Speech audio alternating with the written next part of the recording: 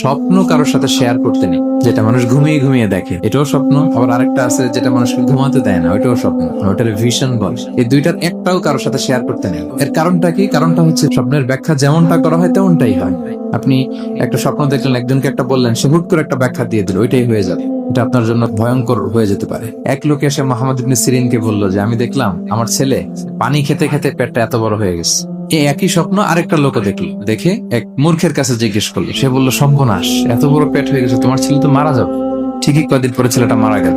আর একই স্বপ্ন দেখে এই লোক মোহাম্মদ ইবনে সিরিনকে জিজ্ঞেস করেছিল, উনি বলেছেন যে তোমার ছেলে তো অনেক বড় আলেম হবে। ঠিক তাই হয়েছে, ওই ছেলে অনেক বড় আলেম হয়েছে। এই ভিশনও শেয়ার করা যাবে না কারোর সাথে। বিশাল বড় একটা কিছু প্রজেক্ট নিছেন, শুরু করার আগে আপনি বলে ফেলছেন, শেষ, আর এটা হবে না।